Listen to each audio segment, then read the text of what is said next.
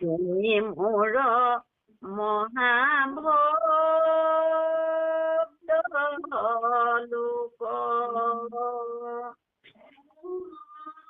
যতে পুজিলা নাহিলে তাতেহে তোমাক দিলো দেখা।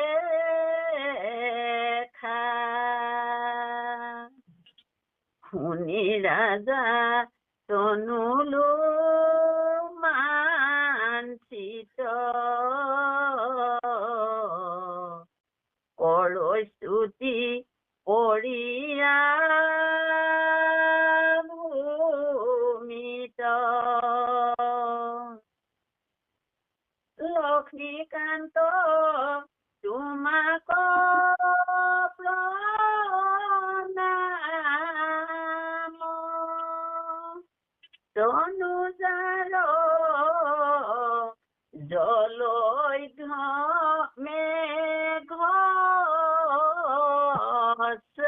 চাম কৰে শংখ চক্ৰ পদ্ম গদা তুমি চিৰ নিবাস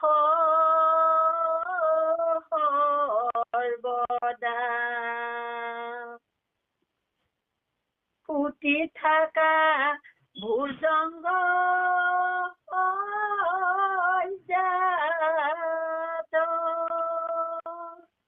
ভূমি ব্ৰহ্ম ব্যাপক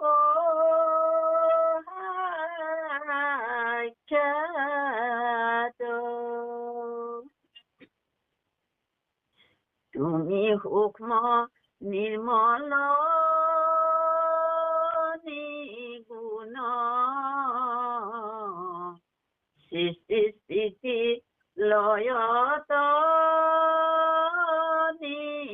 নিপুণ মুখ্য পদ জগত ঈশ্বৰ কৰো পৰি প্ৰণাম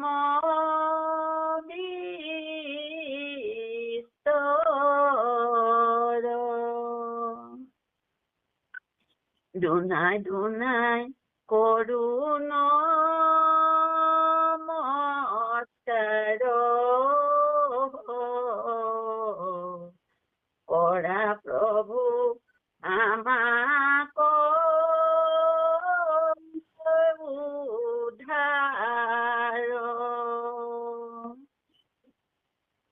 তুমি দিয়া ভুকুতি মুকুতি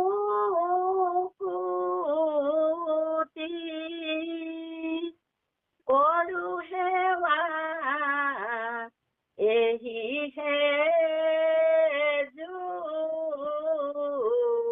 যুগুতি দুনাই ৰাজা পৃথিৱীত পৰি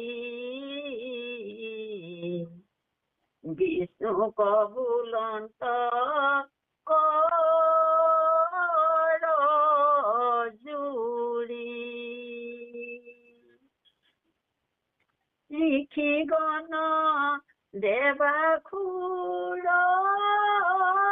বল যত যোগী সন্যাসী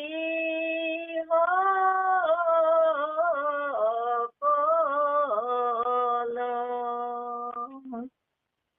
যিটো পদ সদা ধ্যান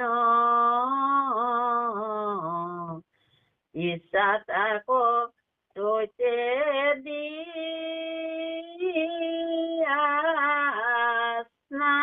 স্থান মাধৱ হবে বুলন্ত এহি হোক অন্তকালে পাইবাঙ্গ মোক নকৰিবা সংশয় ইহাত নিশ্চ কৰি বুলিলো তোমাত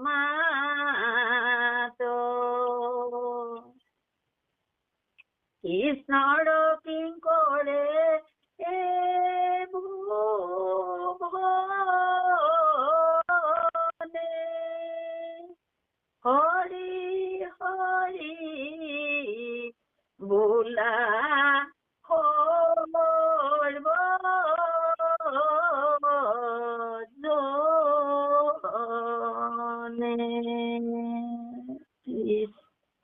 কৃষ্ণ মাধৱ মাধৱ মাধৱ জয় গুৰু শংকৰ সৰ্বগুণাকৰ যা কেৰি নাই কেউ পাম তোহাৰী চৰণকো ৰেণু শত কোটি বাৰক কৰো প্ৰণাম বাৰক কৰো প্ৰণাম।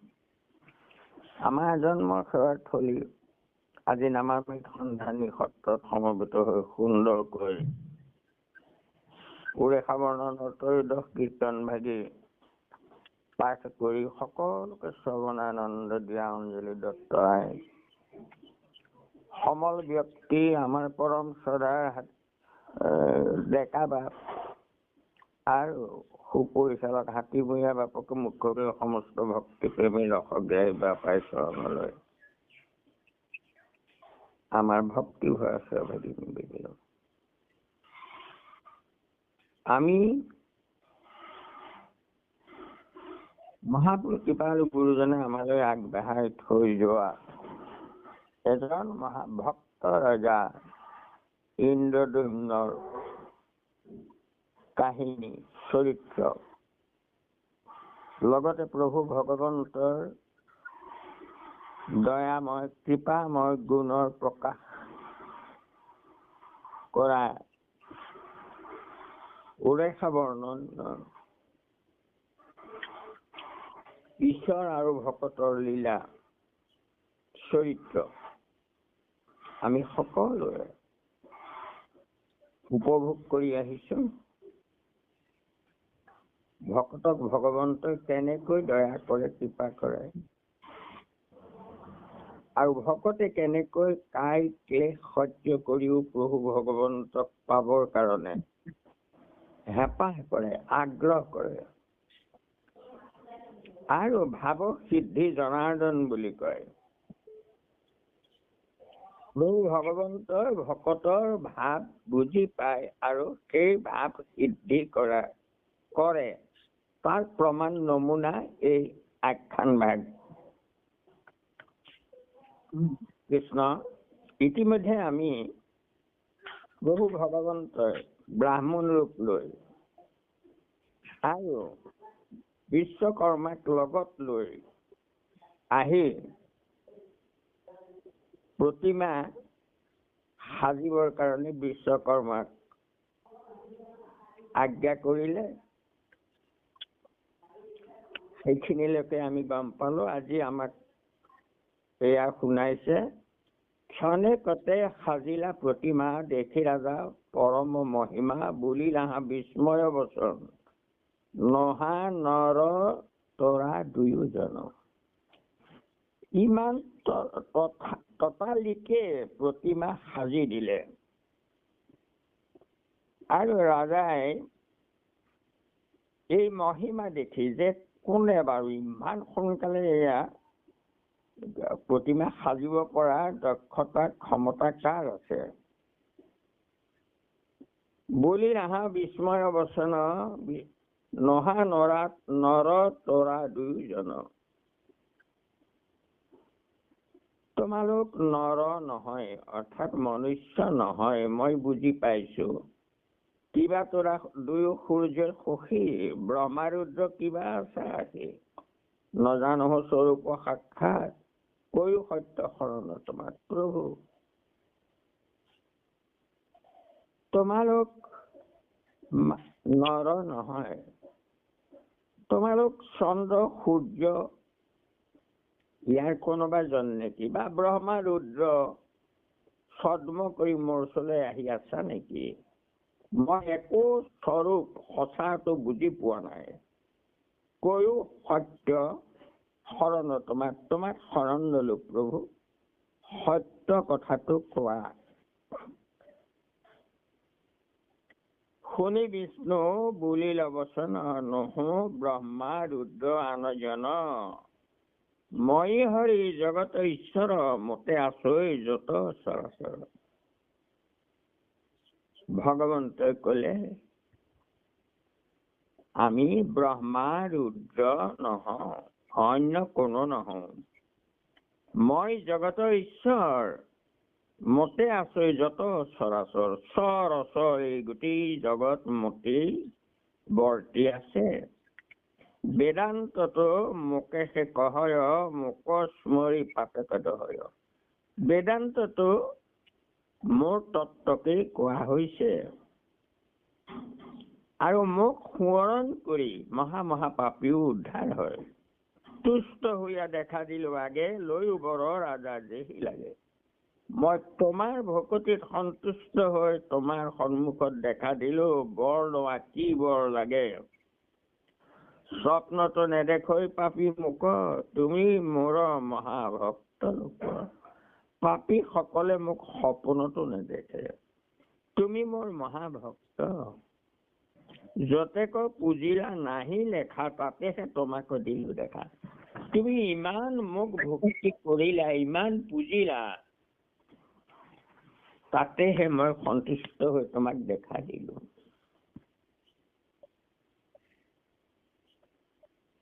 সেই হেঁপাহেৰে যদি আমি কওঁ, আমাৰ কাহিনী জৰিয়তে যে কেনেকৈ ভগৱন্তক ইমান হেঁপাহেৰে বিচাৰিছে তেওঁ, সেই হেঁপাহেৰে আমিও বিচাৰিব লাগে। ভগৱন্তই নিজে দেখা দিব। কিমান ইন্দ্ৰদুম্নই কিমান পুজিলে লেখা জোখা নাই বুলি কৈছে গোসাঁয়ে। কিমান পুজিলা,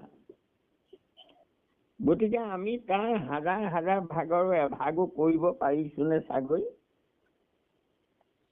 যদি কৰিব পাৰো তেন্তে আমাকো নিশ্চয় তেওঁ ইন্দ্ৰদুম্নৰ দৰে আমাকো কৃপা কৰিব। শুনি ৰাজা তনু ৰোমাঞ্চিত। এই যে ৰোমাঞ্চিত এই হেৰিয়াৰ ৰোম বুলি কওঁতে নোমক ৰোম বুলিও কয় দেই। ৰোম বিবৰ মহ কোটি কোটি অণ্ড বুলি যে বৰগীতত আছে, সেই ৰ আৰু ল এই দুটা সংস্কৃতত একে অৰ্থ হয়। এতিয়া লোমাঞ্চিত বা ৰোমাঞ্চিত বুলি কলেও একেটাই হব অৰ্থ, নোমবোৰ থিয় হৈ যোৱা। সেই ৰোমহৰ্ষণ বুলি ঋষিজনক কয়। ৰোমহৰ্ষণ মানে লোমহৰ্ষণ। তেওঁৰ গাৰ নোমবোৰ শিয়ৰি উঠে যেতিয়া তেওঁ পাঠ কৰে কৃষ্ণ। এতিয়া তেওঁ ৰোমাঞ্চিত হৈ গৈছে, গা জিকাই গৈছে, নোমবোৰ থিয় হৈ গৈছে। প্ৰভু ভগৱন্ত নিজে দেখা দিছে তেওঁ।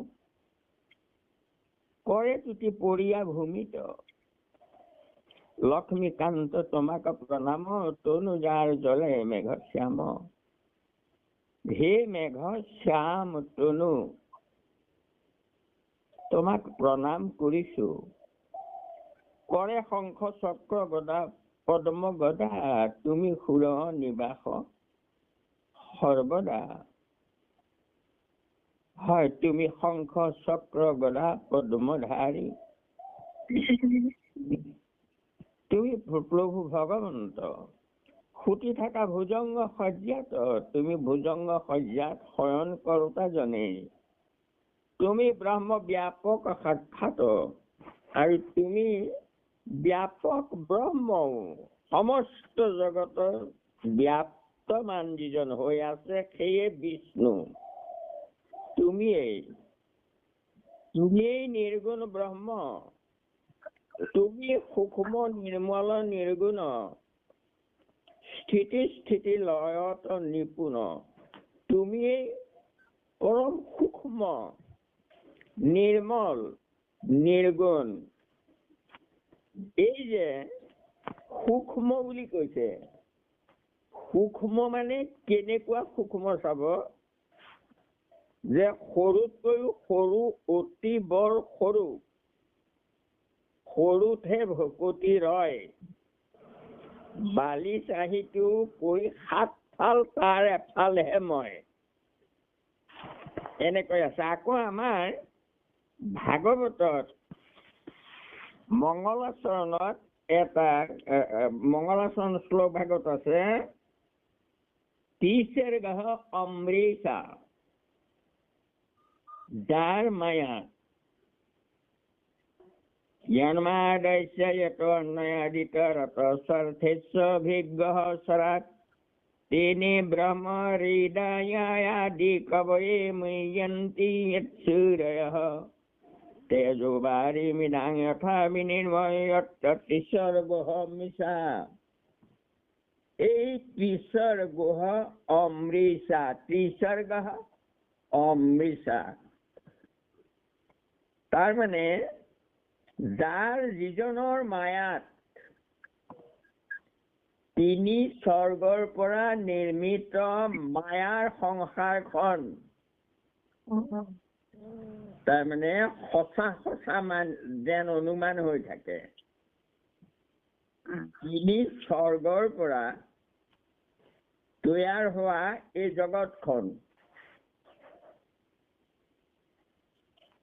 তাৰ মানে সঁচা যেন লাগে এই তাৰ অৰ্থটো তাৰ মানে এতিয়া কি কৈছে চাওক আমাৰ যে এই দেহবোৰ সৃষ্টি আমি দেখি আছো এইবোৰ কিহেৰে হৈছে পঞ্চভূতেৰে তৈয়াৰ হৈছে পঞ্চৰ তত্ত্বাৎ ভৱেৎ সৃষ্টি অৰ্থাৎ পঞ্চভূতেৰে সৈতে আমাৰ দেহবোৰ তৈয়াৰ হয় এতিয়া এই পঞ্চভূতটো কেনেকৈ তৈয়াৰ হয় অৰ্থাৎ পৰমাণুৰ দ্বাৰা আমাৰ দেহবোৰ তৈয়াৰ হয় পৰমাণুৰে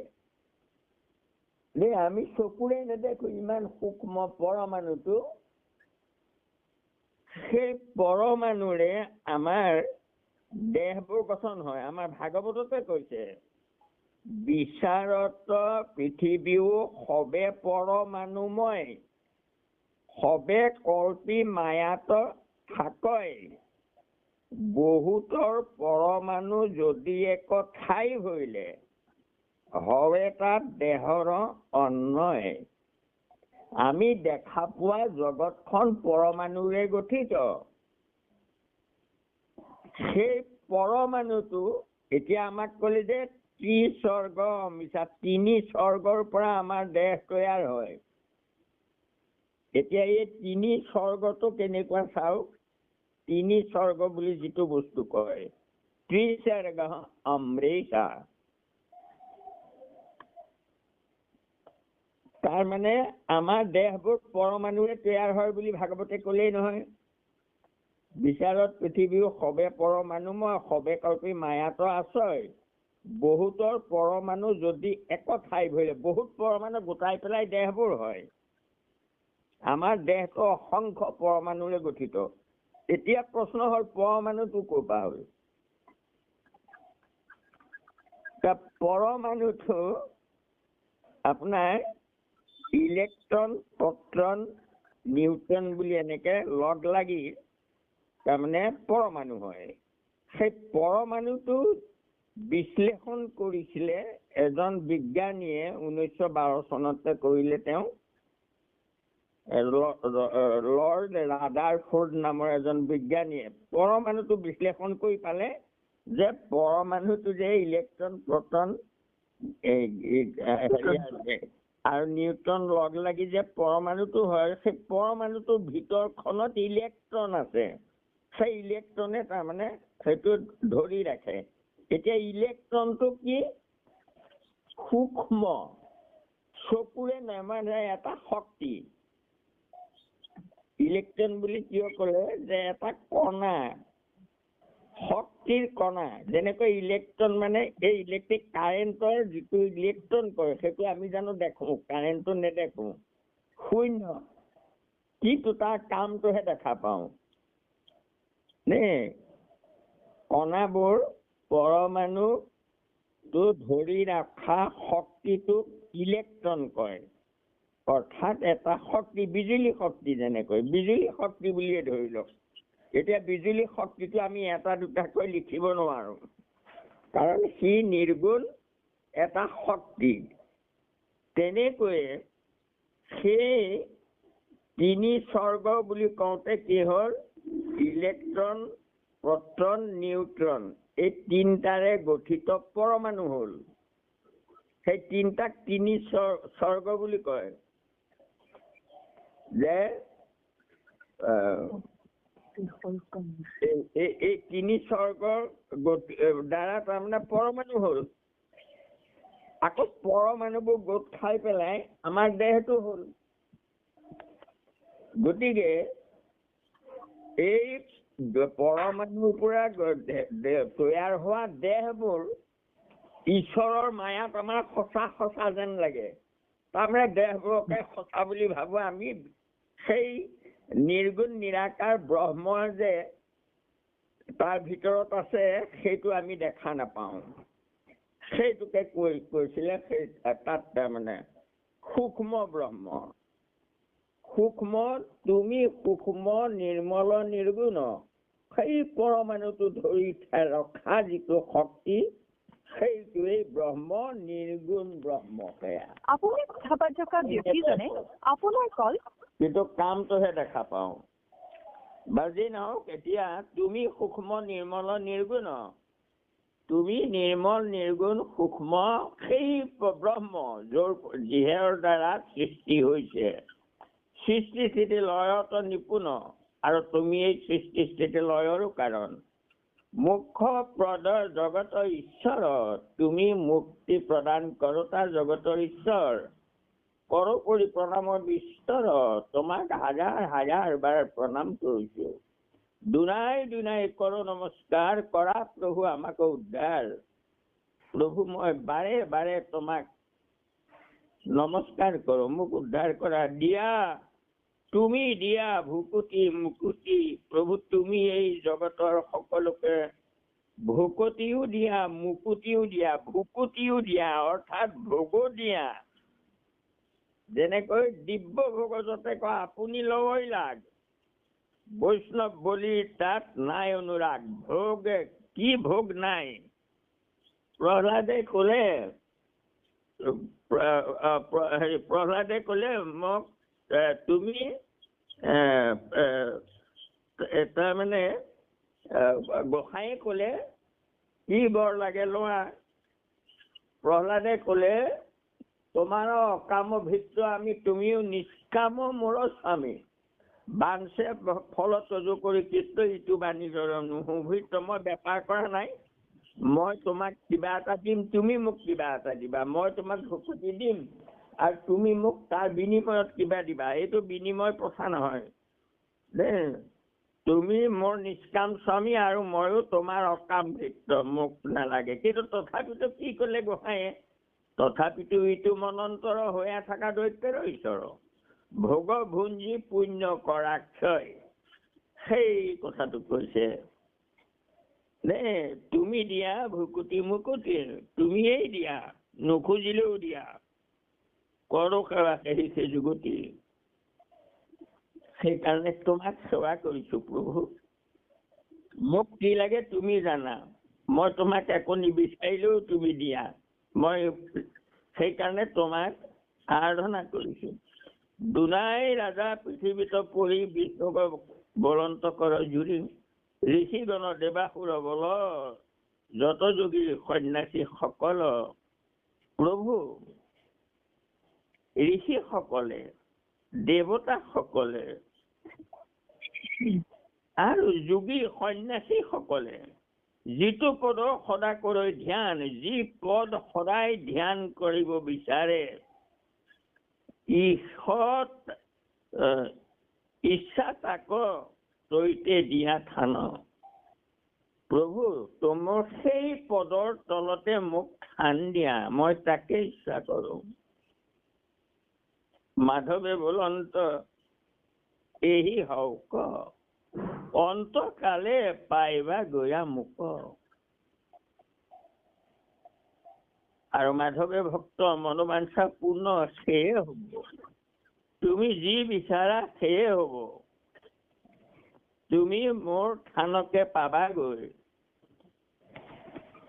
নকৰিবা সংশয় ইহাতৰ, নিশ্চয় কৰি বুলিলো তোমাক।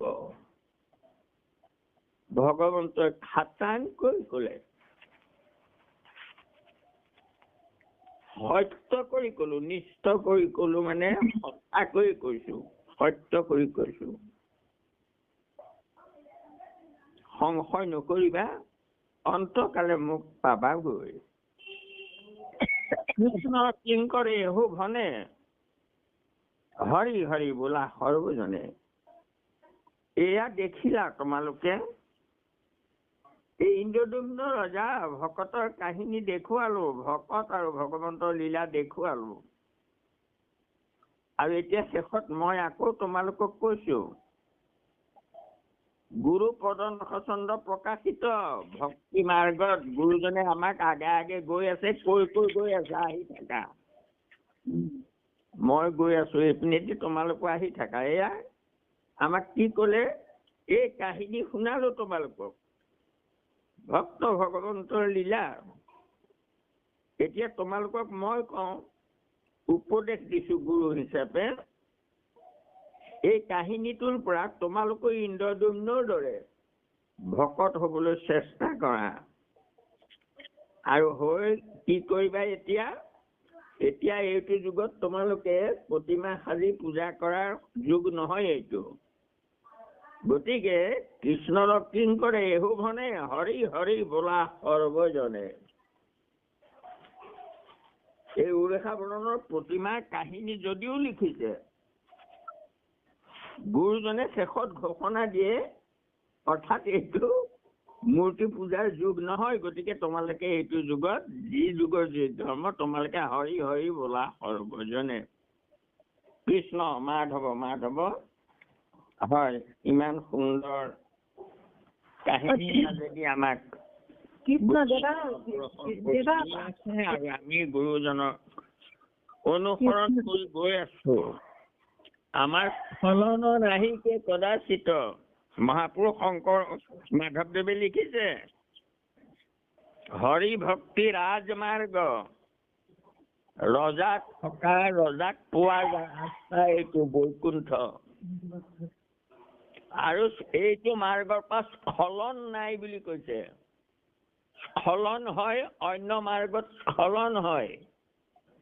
কেলে ৰাজসই কৰি যাবে ব্ৰহ্মলোকে চৰে, পুণ্যক্ষীণ ভৰিলে দুনাই সংসাৰত পৰে। কৰ্ম মাৰ্গত ৰাজসই যজ্ঞ আটাইতকৈ ডাঙৰ। কলৈ যাব পাৰে? লাষ্ট আৰু যাব পাৰে ব্ৰহ্মলোক। তাৰ ওপৰলৈ উঠিব নোৱাৰে, অলৌকিক গতি নহয়। আকৌ পুণ্যক্ষয় হলে আকৌ সৰি পৰে ব্ৰহ্মলোকৰ পৰা। সেই লোকত থাকিলে সৰি সৰি পৰিবা। অশ্বমেধ কৰি স্বৰ্গলৈ যাব পাৰিবা, আকৌ পুণ্যক্ষীণ হলে আকৌ উলটি গুচি আহিবা। কিন্তু অলৌকিক গতি হব লাগিব, তেতিয়া মোৰ ঠাইলৈ যাব লাগিব। তেতিয়া আৰু তাৰ পৰা কোনেও আনিব নোৱাৰে। ব্ৰহ্মলোকৰ পৰাও কালে লৈ আহে, অৰ্থাৎ জমে টানি আনে তললে। কিন্তু মোৰ ঠাইলৈ কোনেও কাল মায়াক কোনো প্ৰৱেশ কৰিব নোৱাৰে মোৰ ঠাইলৈ। কৃষ্ণ কৃষ্ণ মাধৱ মাধৱ মাধৱ, ইমান সুন্দৰ। আমি দেতা কৃষ্ণ শংকৰদেৱ দেতা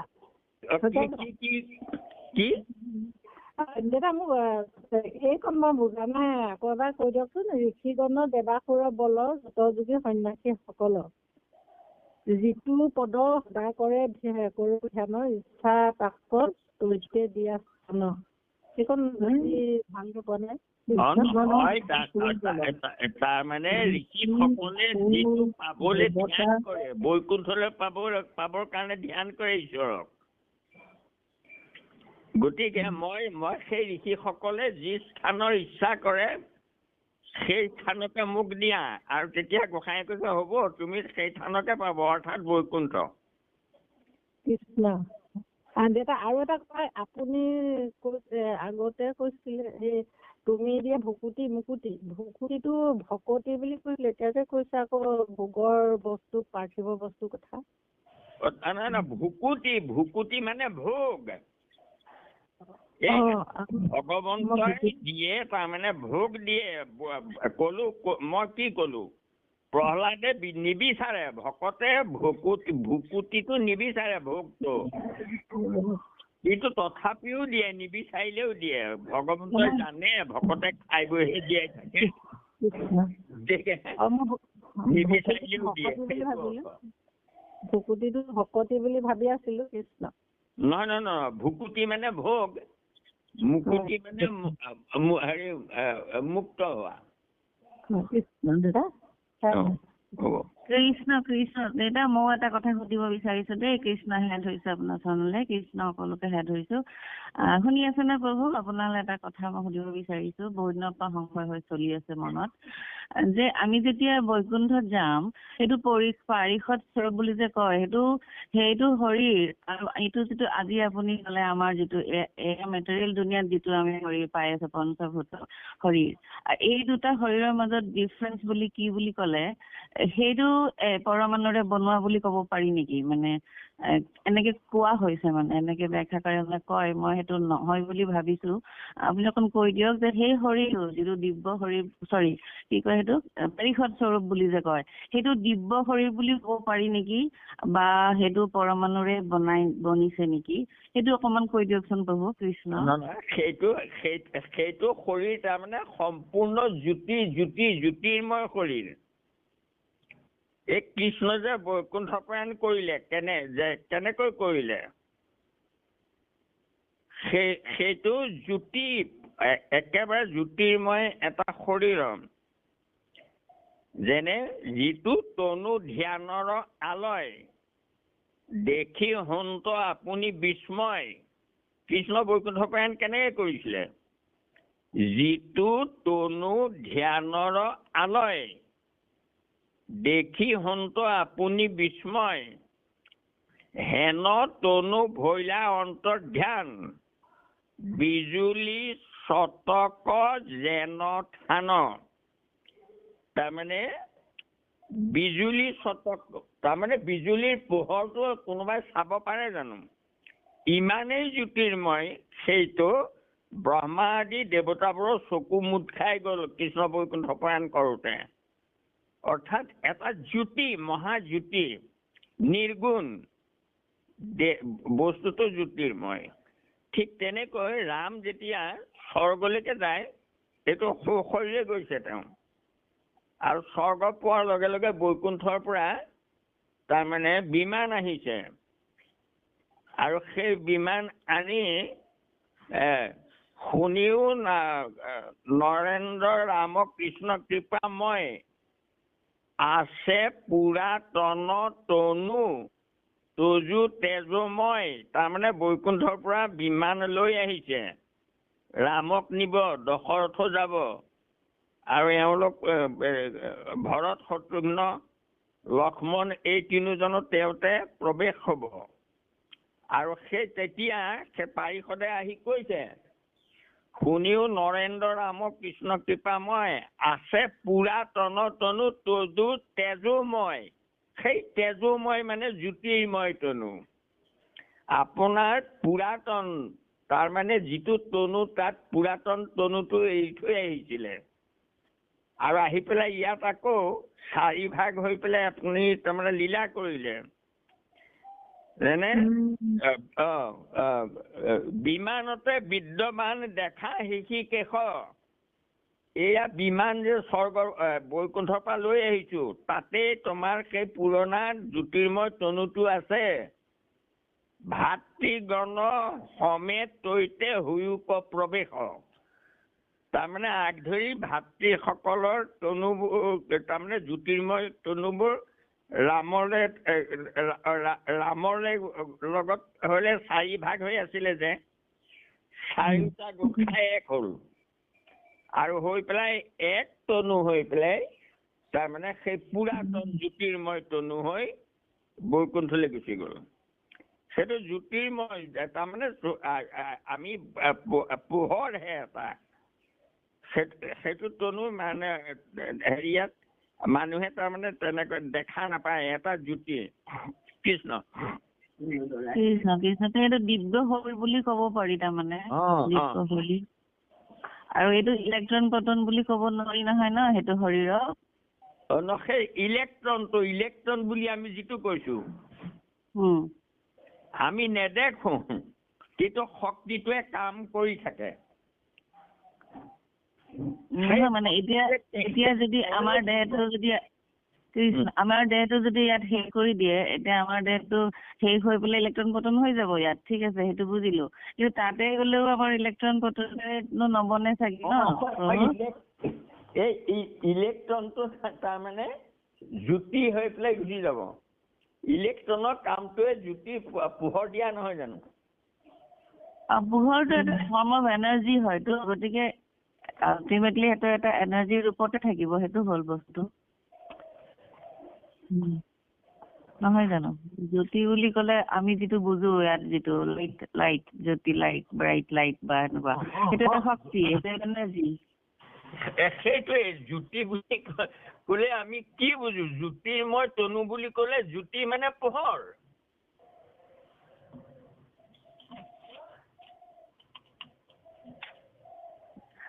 কৃষ্ণ কৃষ্ণ হ'ব দিয়ক প্ৰভু কৃষ্ণ কৃষ্ণ মই এইটোৰ ওপৰত বহুত ভাবি থাকো মানে আপোনাৰ কথা পাতি ভাল লাগিলে প্ৰভু সেয়া ধৰিছো দেই আগবাঢ়ক দেই সকলোকে সেয়া ধৰিছো কৃষ্ণ কৃষ্ণ কৃষ্ণ হ'ব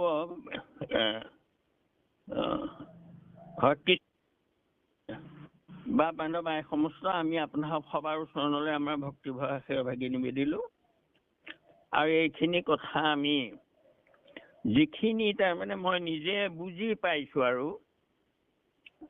আৰু সকলো তুলনা কৰি তাৰমানে বুজি পাইছো সেইখিনিকে আপোনাৰ খবৰ আগত দুআষাৰ কলো গতিকে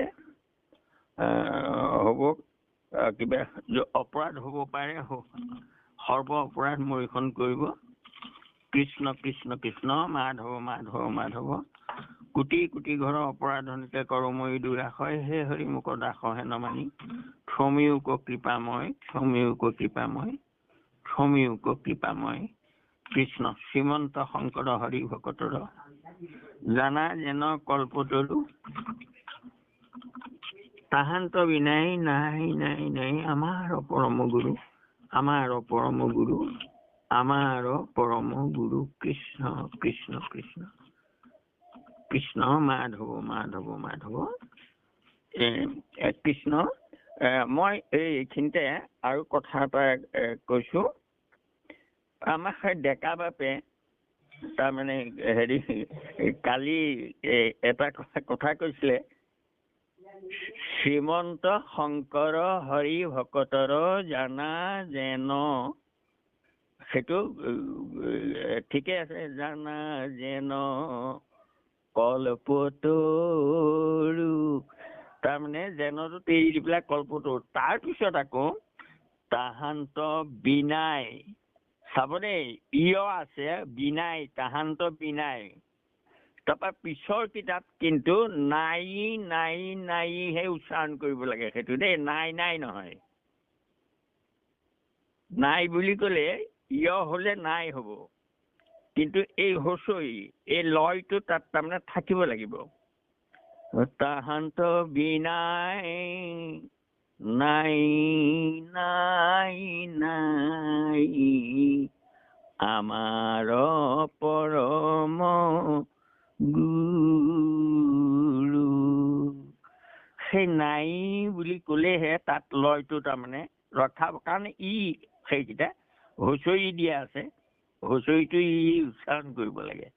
কৃষ্ণ ইয় আৰু ই এই পাৰ্থক্য উচ্চাৰণ কৰা। কৃষ্ণ মাধৱ মাধৱ মাধৱ, হয় সকলো